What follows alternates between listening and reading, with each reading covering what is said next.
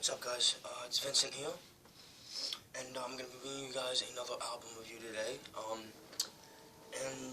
Today I'm going to be talking about a band that many of you will probably be familiar with, and many of you probably already enjoy. And I've actually already talked about this band years ago now. I was 15, and I'm going to be 20 coming up in April, which, saying it out loud, just feels weird to me, I'm not going to lie. So yeah, it was about 5 years ago I did a review of the band's debut record. And the band we're talking about today is Bad Brains, but we're going to be talking about one of their later offerings today. It came out in 1989, and it's called Quickness. Now, a little bit of history before we get into the actual music of this record, which is phenomenal. Of course, I wouldn't really be reviewing it if it wasn't good. Right before this album came out, what's up, baby? I'm going to show you guys my cat, actually, because I don't think you've ever seen my cat.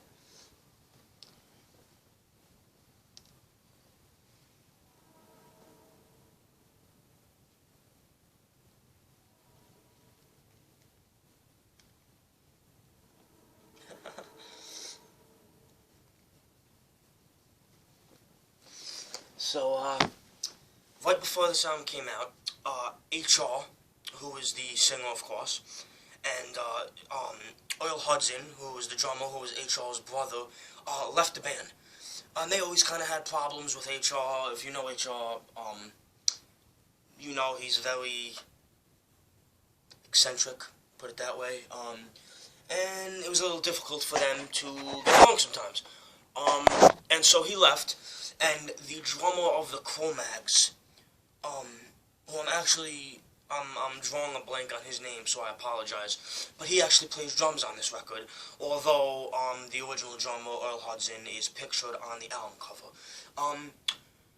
Now, this album is very, very, very cool for a bunch of different reasons, and the thing is that Eye Against Eye, which is the band's previous record before this, which came out in '86, kind of took that punk sound that they had on their first two records, took that that reggae sound that they had on the first two records, and just totally mixed them, pretty much. They just took them and they melded them together to create a very interesting, very kind of innovative sound. It was like this mix between punk, kind of funk rock in a way, and then this kind of reggae tinged lightness to the whole thing, you know.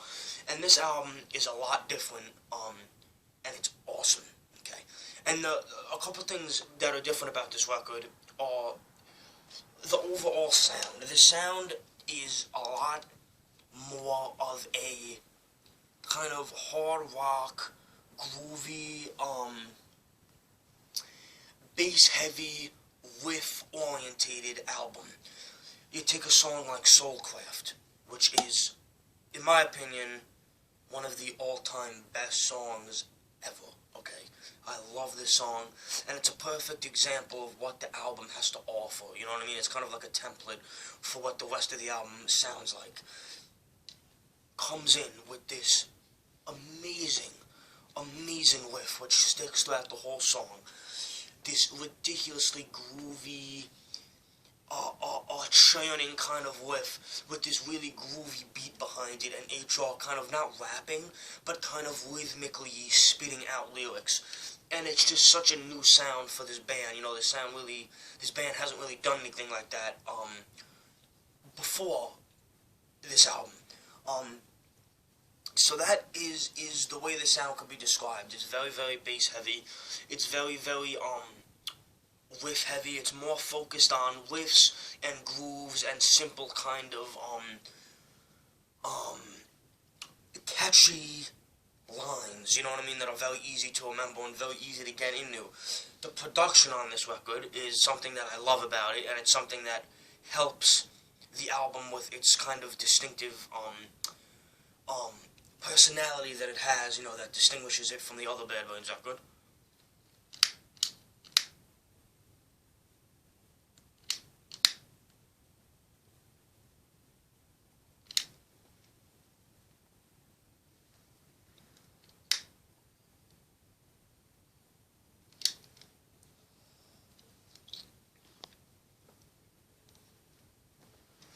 So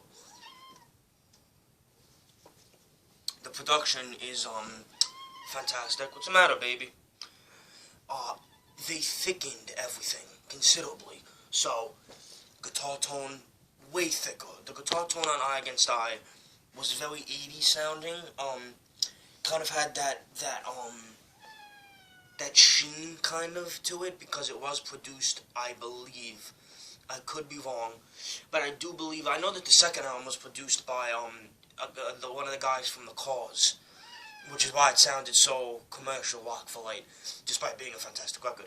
And I do believe that Eye Against Eye was produced by the same man. I could be wrong, so don't quote me on it, but I'm fairly certain.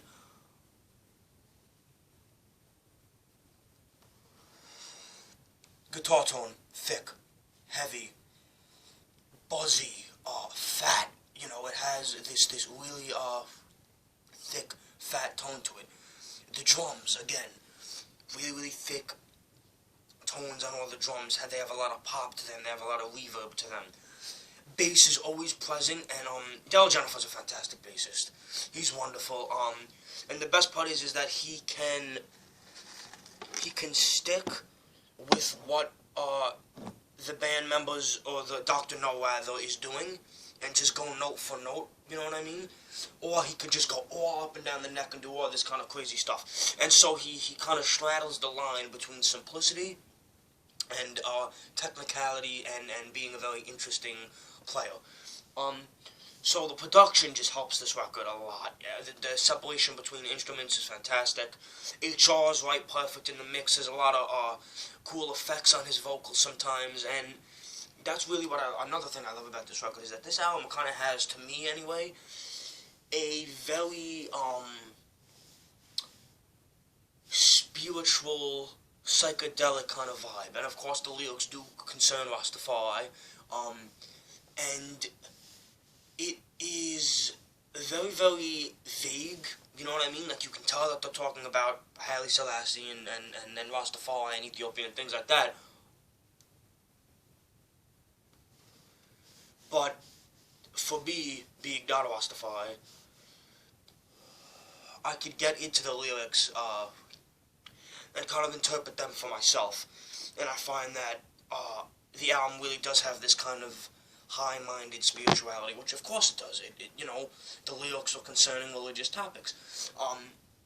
But I just find that it gives this album an edge, you know, that makes it a very, very deeply spiritual album for me. I know that sounds kind of weird because it's a hard rock album, you know, a punk / metal / whatever you want to call it album, because at this point, Bad Brains are just the Bad Brains. You know, they really defied any kind of labeling, you know what I mean?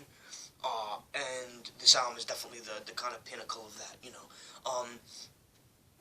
So, what else to talk about, really? The structure of these songs is also very interesting because this is the album that definitely showcases the band's chops more. And by chops, I mean they started as a jazz fusion band, you know? So,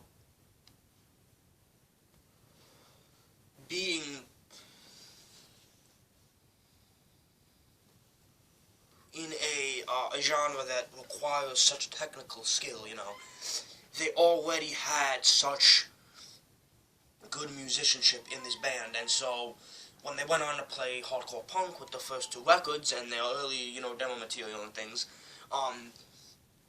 they were so tight, you know what I mean, and they were so musically adept to what they were doing that they just kind of musically blew away all the other hardcore bands. Doesn't mean that they were necessarily better than Black Flag and Minor Threat and Negative Approach and all these other great bands, but you could tell that musically they were just much more mature, as evidenced by their away game material.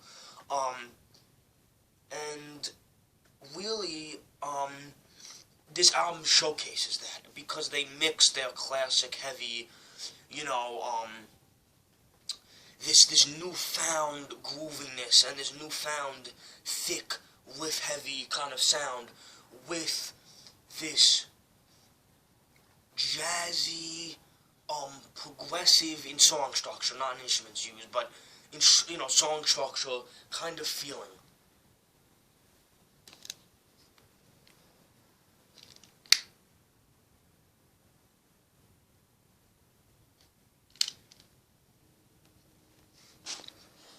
So that's fantastic. That's absolutely fantastic. I love that they kind of their musical ability helps them take this album even further. You know what I mean? And it's kind of a musician's album. You know, it's absolutely fantastic. So yeah, I don't really know what else to say about this record. It's an absolutely fantastic record. It is one of my favorite Bad Brains albums, and it's kind of underrated. It is slightly less talked about,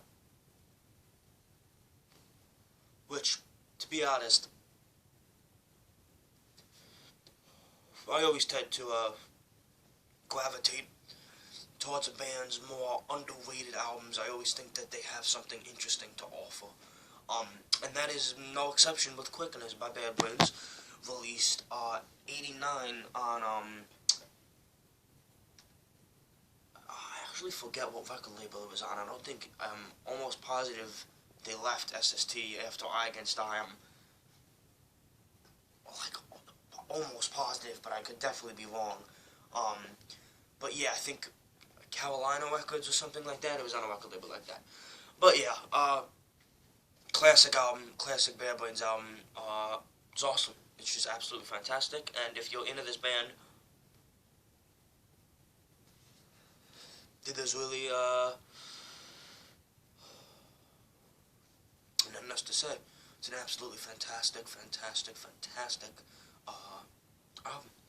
So yeah, Bad Brains, Quickness, released 1989, classic record. I would highly recommend it. And if you're a fan of this band and you haven't heard it, check it out. Thank you guys for chilling with me this morning. Hope you guys are having a good morning. If you're watching this in the morning, I'm probably going to upload it like now, pretty much. So it's going to be uploaded, you know, right after I finish. And thank you guys very much. I'm happy to be back and doing videos. Thank you all for the feedback you guys left on my last 2 videos. Ow. It's burning me now. And I really, really appreciate it. So keep up the support.